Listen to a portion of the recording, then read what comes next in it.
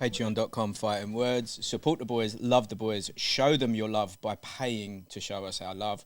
All we want to do is get to the stage where we just probably make enough money to cover the takeaways from live stream. Support for this podcast is brought to us, as always, by our boys at Market Squawk for all of your on-demand, low-latency financial news. And our boys, the Vikings themselves, xbrain.co.uk, enter promo code Fighting Words to save 20% at checkout. Now, today, you can see that there's the outline of a monster of a man in my shot. That's how big he is. I have no interest in being on a flight with this geezer. The Romford Bull himself, Johnny Fisher. Look at it. Look at the unit. Look at the boy. Serious size. Look at that. Thank you for joining us, John. Thank you very much for having me on. I really appreciate it. It's nice to be here in person. I enjoy that. It's all right, isn't it? It's a bit different. It's a different energy. Yes, it's definitely. Much different energy. Now, you've said to me that you would prefer if we talked about other things. So what we'll do, we'll get the boxing nonsense out the way first. We have done this before. Now, you've said many times you could have quite comfortably got a job in the city, had a very, very chill stuff. What was it that made you think, nah, I'm going to be the Romford Bull. It's time for me to bang someone out? For me, it's because living with regret or thinking what I could have done. You don't want to be going to work every day thinking, well, what if I did that? Now at this stage, I know at least if I give it a go, whatever happens, I didn't know I'd get this far. If I'm being honest, so I'm this far in, so I'm just enjoying every second of it. Yeah. And whatever happens. All I know is I'm going to give 110%, and then if it all does end one day, I've given it a good go, and that's the mentality I've got moving forward. Give it everything. Yeah. See where you end up. But dude, you're a good fighter. Yeah. Like, and fight by fight, you're getting better. Yeah. And let's be honest. You're a unit, you're an athlete, and you can bang. Yeah. What more could you possibly want? And you probably sell more tickets than anyone at Matchroom, bar fact. God knows who. Like, you bring them out. Yeah.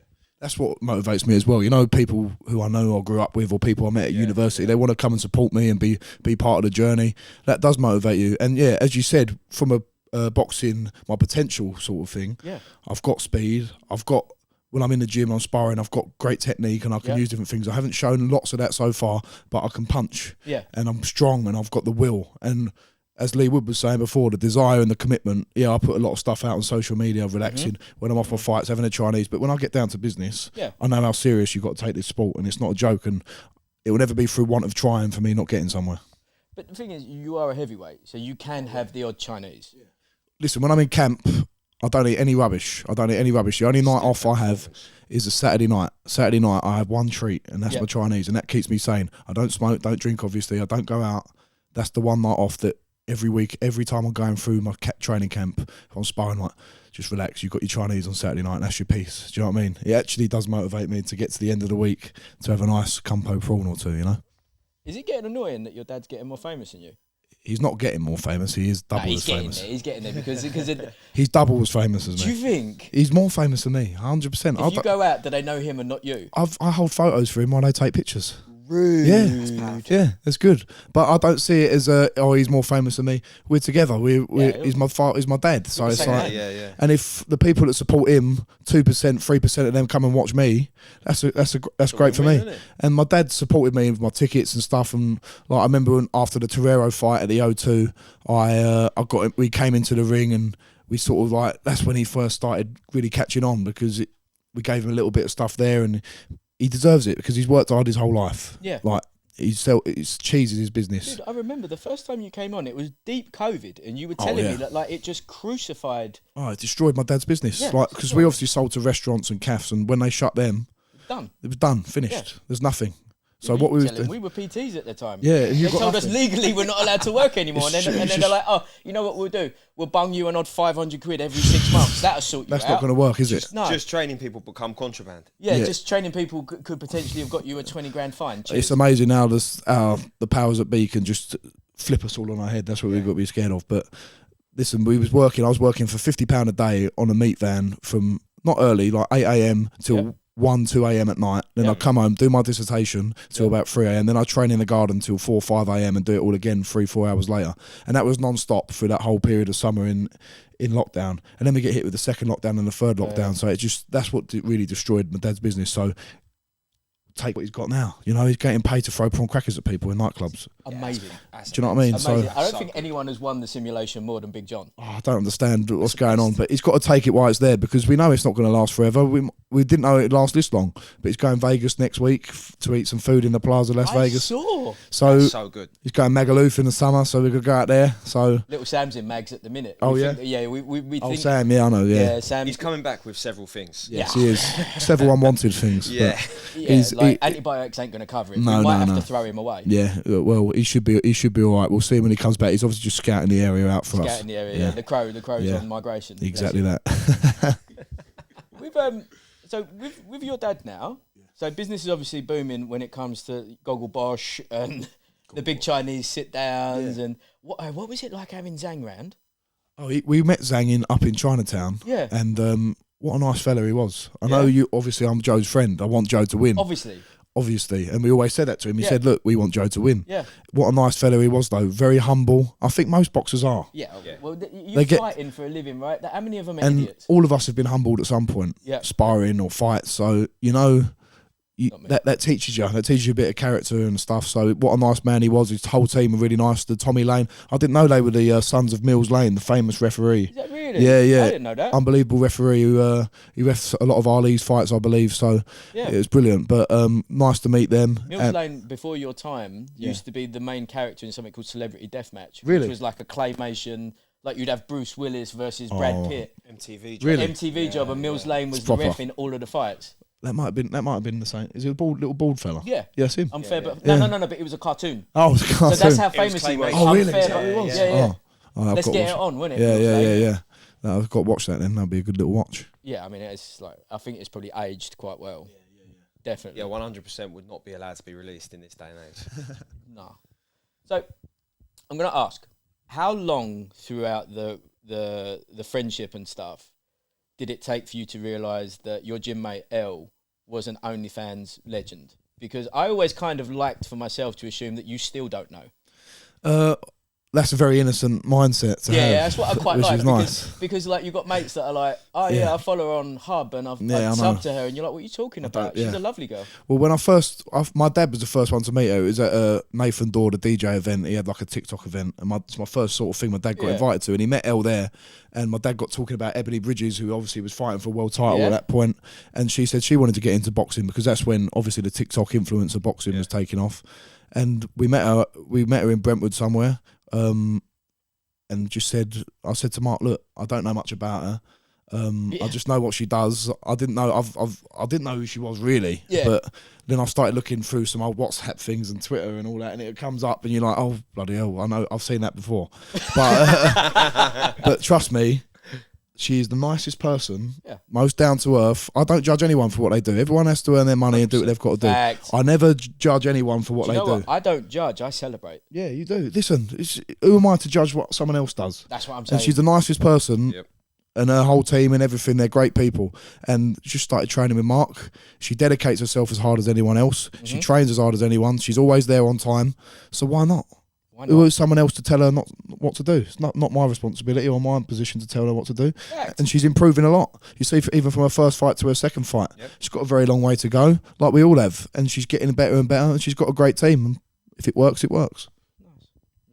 When are you next out before we put the boxing nonsense away? Hopefully, I have an announcement. This ain't going out next week. Anytime soon. 10th of June.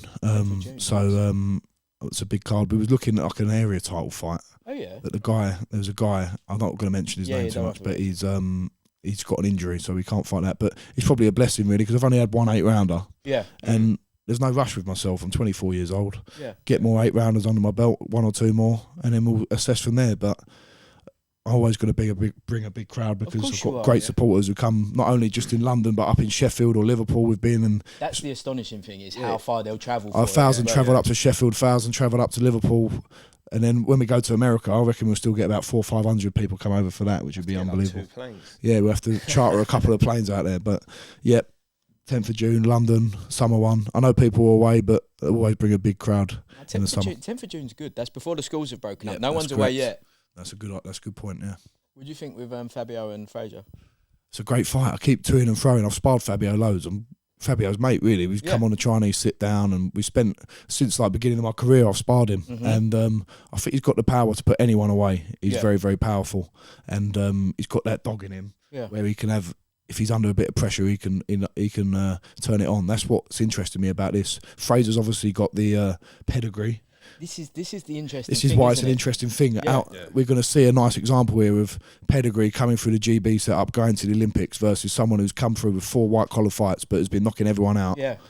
It's a great, interesting matchup. I can see how, I hate to sit on the fence, I never do, but you can see how one could win. It could all depend on the night. If Fraser boxes nicely and just jabs him, it could be an easy night's work. But if he sticks it on Fabio and tries to close him down, that's when he could be in a bit of trouble. Well, this is what I was going to say, because Fabs is the most spiteful heavyweight out there, bar none.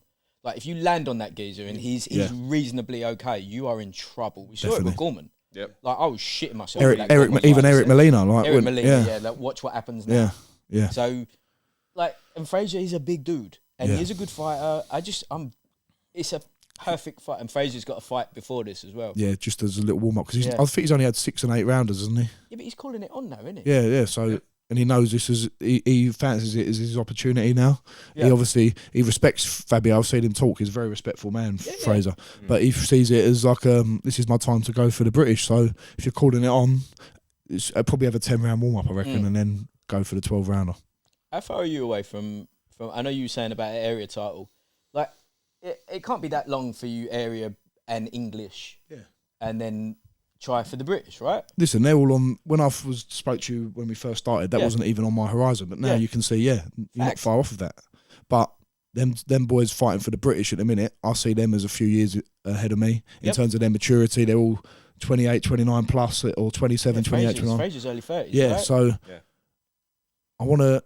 I don't think I'm ready for that mix yet. I'll give them all a good fight.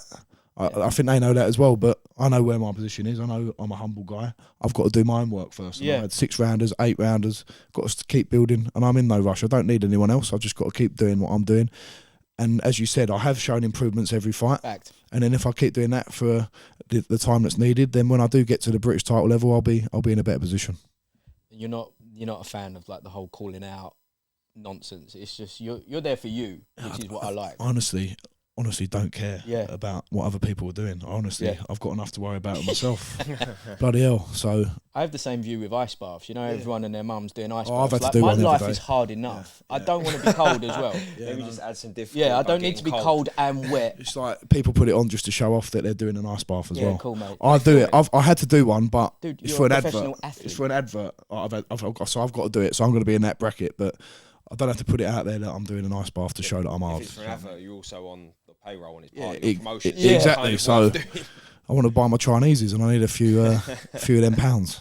What's the key to your immense sponsorship success?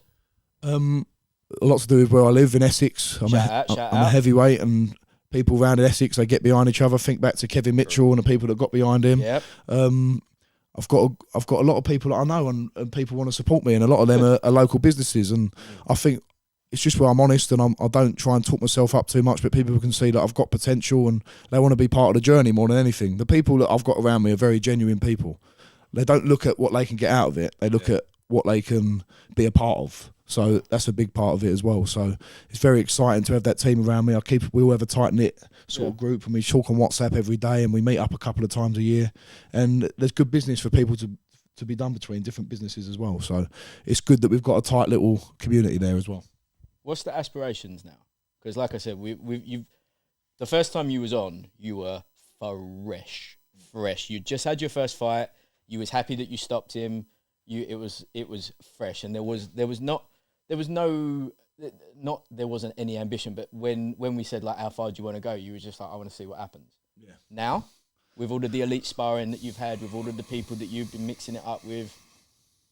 I think back to that first fight, and if you look at my celebration after the fight, it's just relief, complete relief that all this build up. Even Tyson Fury gave me a little shout out. Lennox Lewis was messaging me, and I thought, this is amazing, like, especially as someone who's just come out of university, who hadn't been boxing since only like 6 months ago or a year ago, and now I'm doing this. Like, it's unbelievable. But I still think in my goals, they're not necessarily boxing goals. I want to go as far as I can. Yeah. British title would be an unbelievable thing for me to win. If I finished my career and I won a British title, like people sometimes give me abuse on YouTube or whatever and say, yeah, Johnny Fisher is not that great. British title at best, European at best. And I'm like, Europeans are not bad, dude. British not bad. if I can win a British title and be among them names, I'll be buzzing. Yeah, like we say it all the time. that's an achievement. I would go down. It's hard. It's one of the hardest national belts you can win. The same British title at best. I'm like, yeah, you might be right, mate. And if you are right, fair play, because if I can sit back and have a British title under my belt, like, in my room or whatever, that'd be unbelievable. So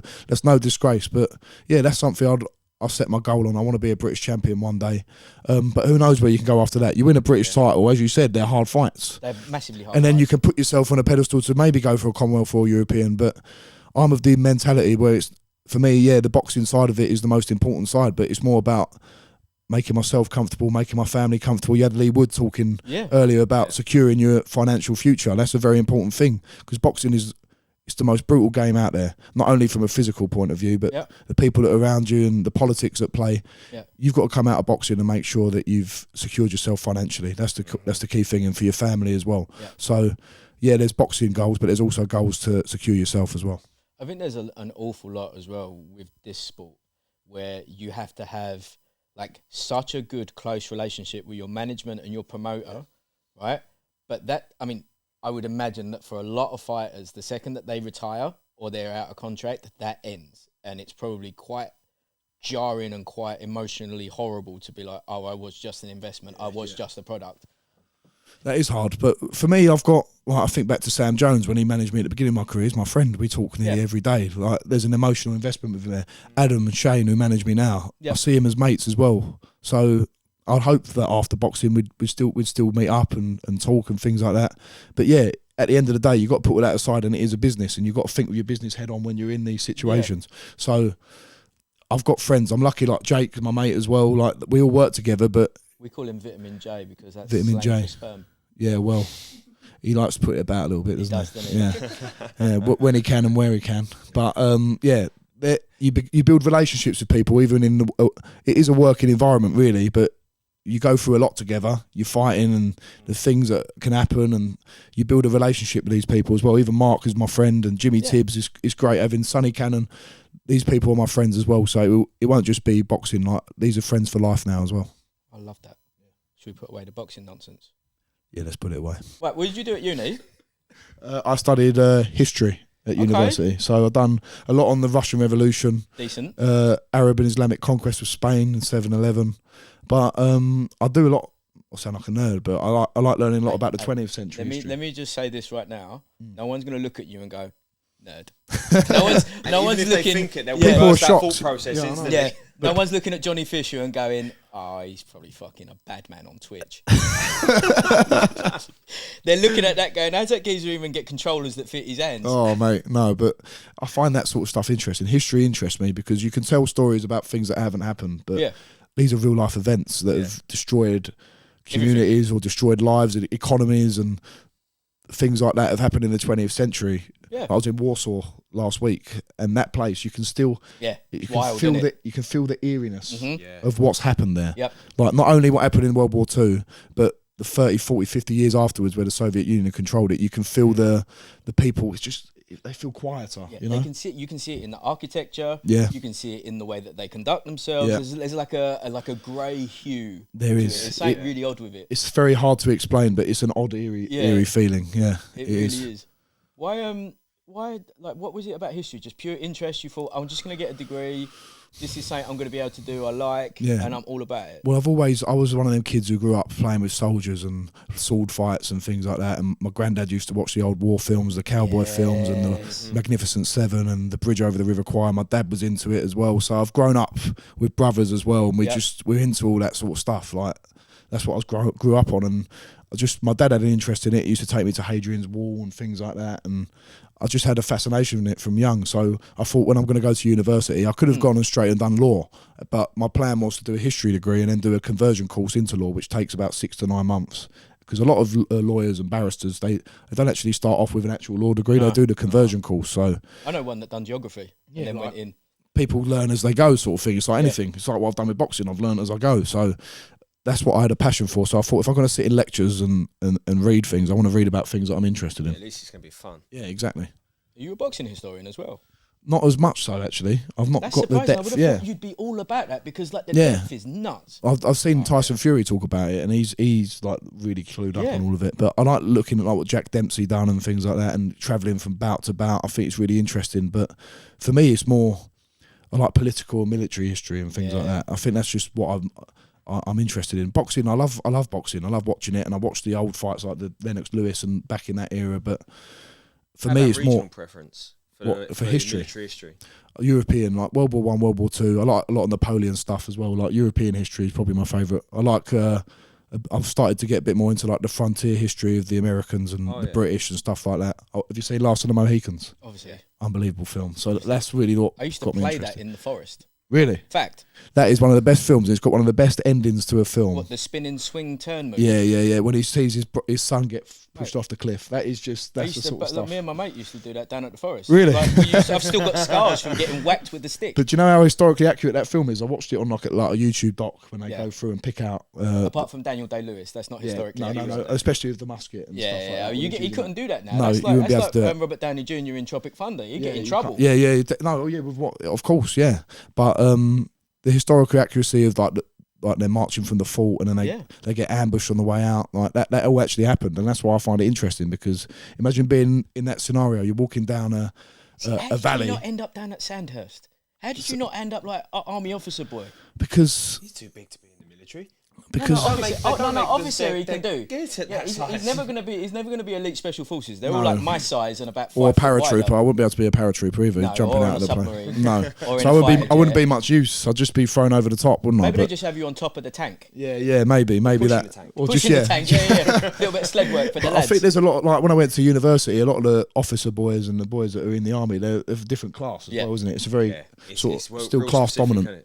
Which is not a problem. There's not many Romo there's not many Romford officers around, but it does interest me, that sort of stuff. But I found my purpose in boxing, and that's what I've wanted to do, and that's what I'm going to do. But I have huge respect and admiration for anyone who has to go away and do that and travel around the world. It's a huge commitment, but I think it's a lot for people trying to find a purpose as well. For me, I found one. Got into like the occult stuff with World War II, like Operation Paperclip.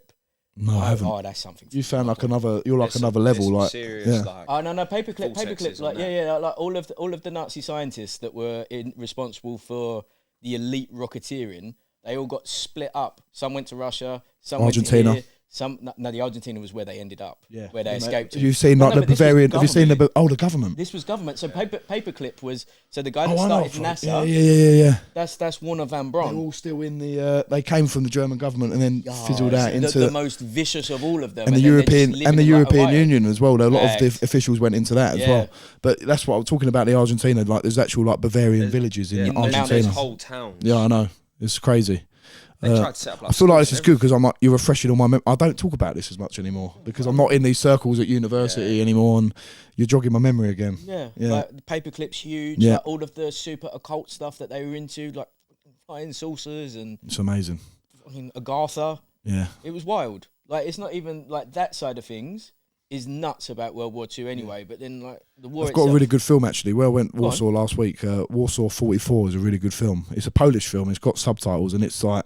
Oh, bro, reading. Reading. I know, but it's one of them ones like it makes you concentrate. I have to actually wear my glasses. Yeah, it is really good. It's a really good film. It's quite stylish as well how it's set up, but it starts off like quite cock a hoop and very laid back, and that's what I liked about it. And then the contrast as the film goes on, you see how gory and destructive the Warsaw Uprising was. It's really interesting. Are you now into military strategy and trying to apply it into the ring? I've thought about that because what Lennox Lewis was like that, wasn't he? Like with chess and military. Have you started playing chess? Oh, no, I haven't. John, I played chess on my debut. That's We've it. got Vitamin J in the corner. Vitamin J. Is he Vitamin good? J in the corner. Kimono, awkwardly short, playing chess. Come on now. Get the bottom of the plums out while you're going to Knight Bishop 6. That's pretty good. That's what I'm saying. But yeah, like. I do like military strategy. Napoleon was the big one for that because he the armies before were very dependent on supply chains and stuff like that and carrying stuff through. He created the core system where they can move independently, but that actually ended up being his downfall because the Russians just started burning all the villages, and there was no food or supplies to get food from, and that's eventually. And then he waited in Moscow for however many months. I don't know why, and then they all had to I go don't think back. he had a choice at that point. I think he got kind of stuck. It was cold. It was cold, but he waited for the winter to get even worse. Yeah. And then I watched a thing actually where on the way back there was a river. I don't know if it's a Danube or something. They had to cross, and the brigadiers or the engineers had to volunteer to build the bridge, and they all froze to death whilst they was building the bridge for the other soldiers to. It's so barbaric, isn't But it? they still did it, which shows you the level of motivational They speaker that Napoleon was. Oh, unbelievable! Yeah, he was Fear brilliant. of death. Yeah, I know. Yeah, literally. He could talk anyone into doing anything for him. Really, Napoleon. He was a good leader at the start of it, obviously, and he's got desperate as it went on. Have you got into like Genghis Khan yet? Little bits and bobs, but apparently the empire his son adopted was even bigger, probably because of Genghis Khan. But that was. But he was ginger though, so that's alarming. Yeah, Genghis. Who, Genghis Khan? Yeah. Wow. Have you seen Mongol? I don't think we can say that word on here, can we? What, Mongol? Oh no, we can. My bad. Yeah, Mongol. What do you think I was saying? Oh, the other word. Yeah. No, I said Mongol is a film. Yeah, as in the people. The people of Mongolia. Yeah, exactly. There's a good film about that as well. That's what Not the ones with short necks. No. But I started watching the. A lot of the time I watch the film and then I delve into it from watching the film. Yeah, that's what interests me. It gets me in. That's so rare because I got this kid, my junior at work. Yeah. He won't. Right, he like gets into like he's super. I enjoyed this film so much. I'm like, well, look into it then. He's like, I can't bother. That's what interests me. That's what is interesting about it. You watch, is that part actually true or is that not? And then they see how it. That's what I like seeing. What parts were true, what parts were not, and it's interesting. Sometimes it's like you find out the truth. It's even more out there than the reality. Like, yeah, it is. Some wild stories of what have happened in history. There is. One of the things that always captivates me, and me and Joe talk a lot about this, like the different conspiracies, because he's into conspiracies and different theories. I believe that we prefer to call it the truth community. Truth community, yeah, we are part of the truth community. The C word is actually a triggering word. It's a trigger. We'll hold off on that one. The truth community. The truth community. What do you think about the pyramids? Well, there's 4 in here. Okay, so there's funny that you say that, right? So we started a truth podcast. Okay. Yep.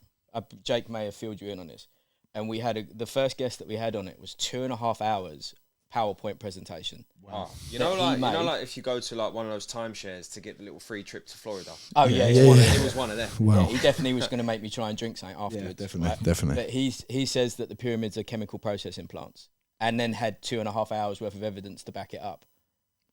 That's crazy. Yeah.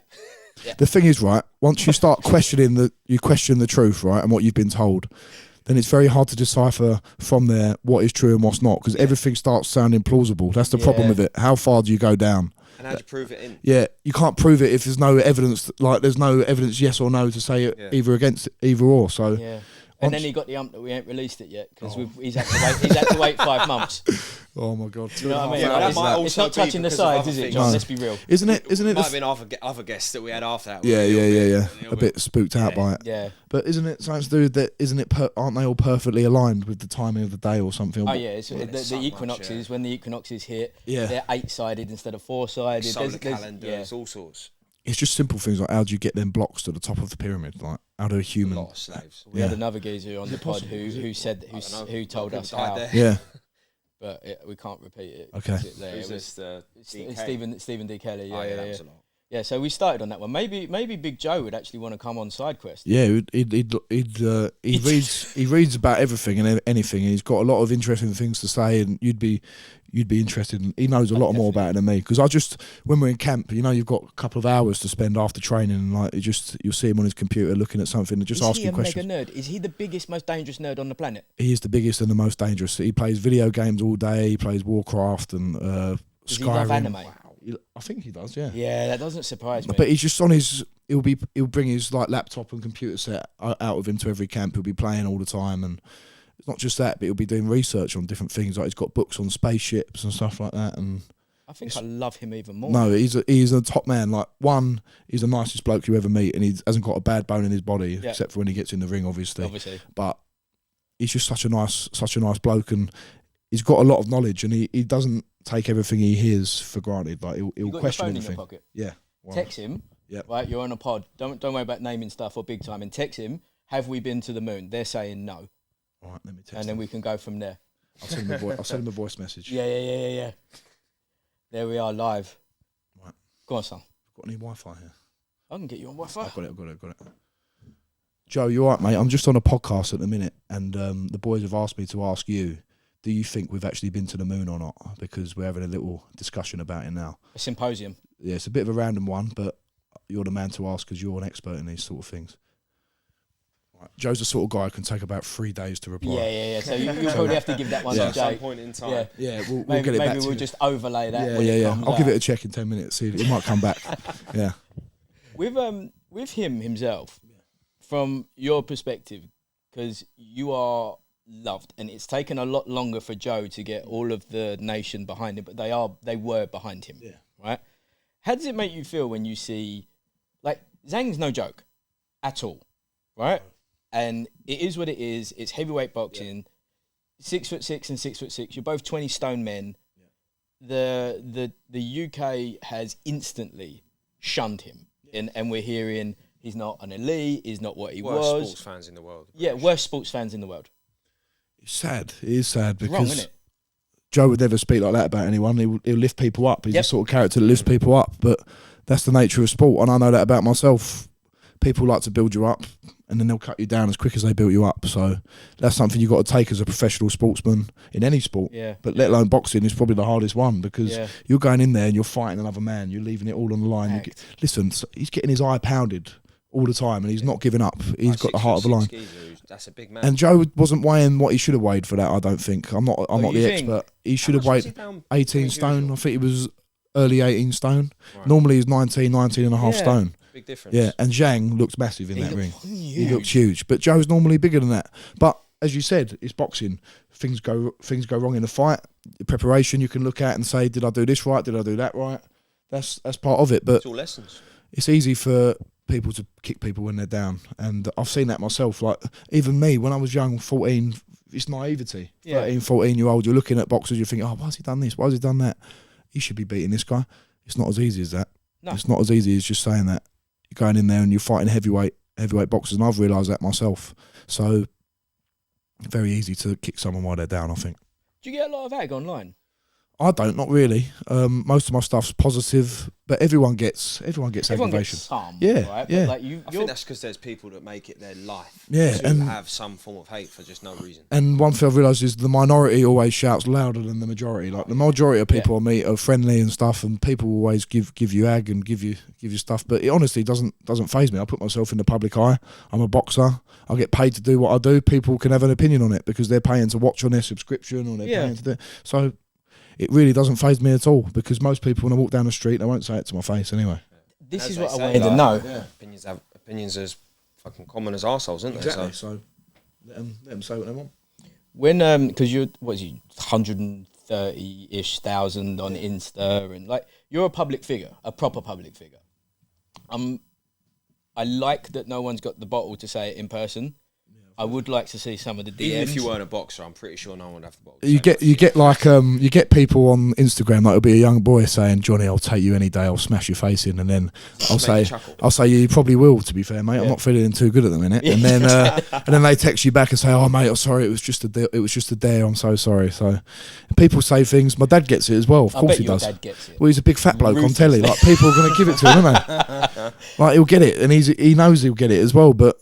I mean, John, I don't know if you noticed on it, this is a safe space and we're very PC and very woke. So, of course. So your dad is not a big fat bloke. He's hyper-nourished. He's big boned. He's hyper-nourished. Hyper-nourished. Hyper-nourished. Big John is hyper-nourished. That's one way of putting it, hyper-nourished, right. But yeah. So you've been gifted, right, El Romo Toro. Hyper-nourished Big John. We need to get merch of your dad, sweatshirts that just say hyper-nourished. I'm not fat, I'm hyper-nourished. I'm hyper-nourished. He's just hibernate. He's in his hibernation period. Yeah, I've consumed excessive calories, is what I have. But the thing is, right, when you see him walking with his top off, people say, well, he doesn't actually look that rolly and that, like, he's got loads of rolls of fat. He's got that hard working fat. He's got that solid fat, like the big man. I think it's where he used to box, he used to play football, he was a sportsman, so he carries it quite well. So if he trimmed down... Butcher's fat, isn't it? Yeah, he's a solid fat man, not one of these rolling around, like, sitting on your computer all day, eating McDonald's fat man. He's like... How tall is he? 6'2"? 6'2", yeah. So he's a big boy.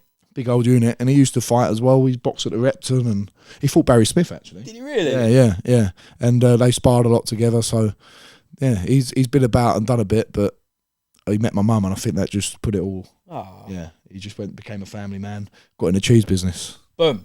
Boom, bush.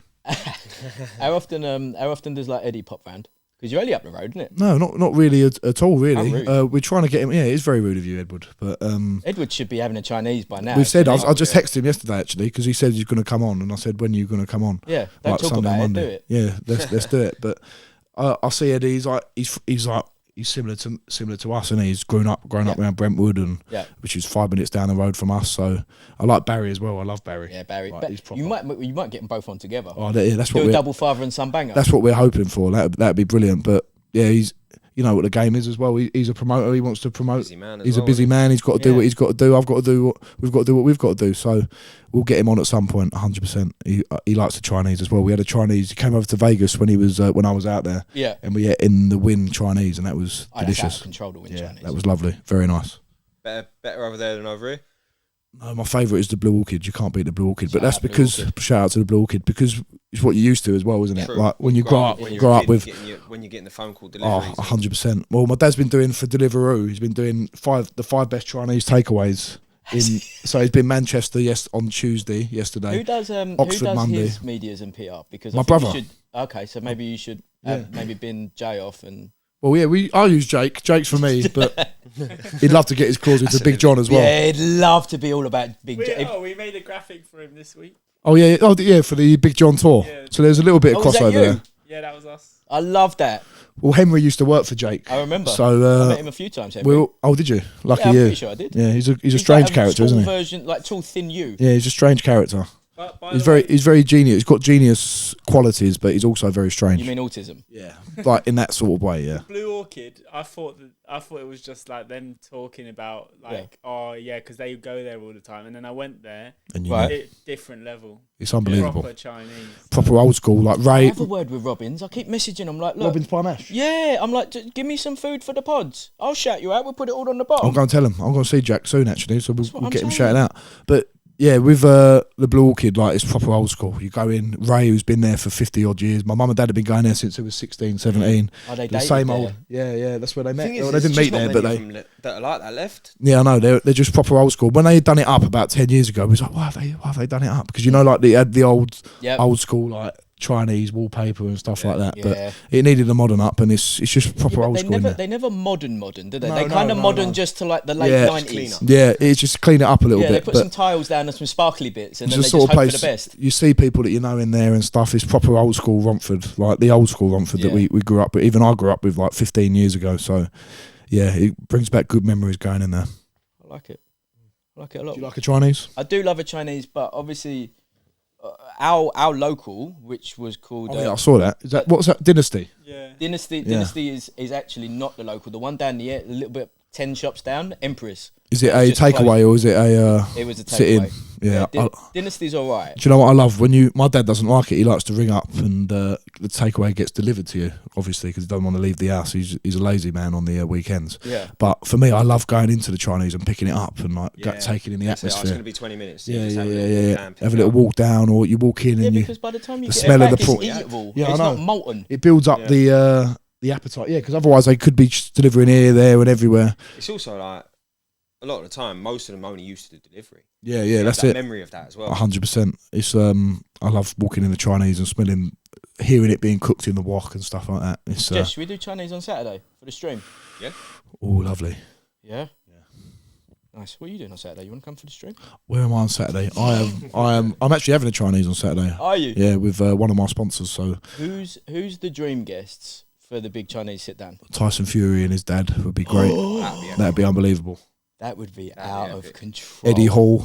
I know Eddie Hall. would be good. So if you had Tyson and his dad, the amount of it you'd have to order would be It'd immense. be unbelievable, but it would be brilliant. I've got a lot of respect for them too. £500 Chinese order. Yeah, of course. Oh, minimum. Got to be done. But yeah, them two, Eddie Hearn, obviously, as we said. Eddie and Barry. Eddie and Barry would be What great. about the Eubankses? The Eubankses Oh, would be that'd be huge. great. That'd be great. We're hopefully going to get Chisora on as well. That's what Jake's working on at the minute. If he can pull some strings, he could probably flip the table. That'd be a good little thing, wouldn't it? Oh my God! Could you imagine if John's face, Big John's face, like if he him flipped and the John table. are in deep conversation, and then Del Boy turns into war mode at random and just goes, "What did you say? What did you say about the chow mein? Egg What fried did you rice is say? better than chow mein. But What are you saying? This is Jake. Thank you for sucking all of the energy out of the room with that. yeah, great work, Proper Jake. killed the vibe. Police over there. Yeah. PC police. Fucking hell. What about in a parallel world? Chinese takeaways are gone. What's the next in line? I love fried chicken and ribs. Like I don't like soul food. Or like Louisiana style. Yeah. Or even like just walking down the street. I like Kentucky fried chicken, but Yeah. I like a Dixie chicken or favourite fried chicken because it's greasier and it's. See, my thing with the KFCs is like there's good and bad ones. Like Yeah, you go yeah, to yeah. one that's Some like could be right really next to dry. the station and it's fresh. Yeah. And it's hot. That's good. And I was thinking about fried chicken the other day, and I don't like it when they do a breast of chicken as like a fried bit of chicken because it's always dry. I think you should only have thighs or drumsticks. That should be the only ways. I think they should create a new rule. Any fried chicken, wings as well. Wings are all right. But the breast of chicken is always all the life's been sucked out of it. Why do you want to eat that? Unless you're eating it straight away. Yeah, you got to eat it straight away. But Have you dabbled into Korean fried chicken? I've done a little bit of that. I like the bao buns, is it as well? They're really soft with pork belly in it as well. Delicious. Right. I pitched this to Gavin Gwynn, but he's done nothing with it. But with your face and my brain, Rocky Balbunas. Rocky bao bunners. That's brilliant. Come on now. What are we going to do? Just bal buns. Just with pork belly in it, or Yeah, well, it doesn't matter. We you just can have leg meat in it, chicken leg meat. whatever. We just do Rocky Balbunas, right? Rib do it meat. around Romo.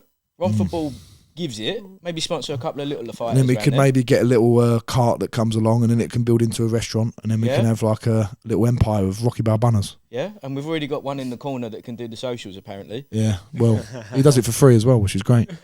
Thanks, Jake. Oh, many months he does do it for free, bless him. I think someone's paid an invoice. Just a couple of invoices. Mate, I don't even invoice my clients on time. Yeah, I know. It's the same, yeah. Yeah. Anyway, right. I think we'll call that there because Jake has ruined all of the energy in the room. Yeah, he destroyed us. Mr. Fisher, thank you so much for coming and joining us. Thank you very much. I've really enjoyed it. You are welcome to come by anytime. You want to come and do one of our streams. Essentially, we have some food, Lovely. get a little bit drunk, have a good time. Fantastic. That sounds good. Thank you very much for having me on. I appreciate it. Welcome, Thanks very much, my friend. Thank I you. appreciate it. Bosh. Patreon.com, fighting words.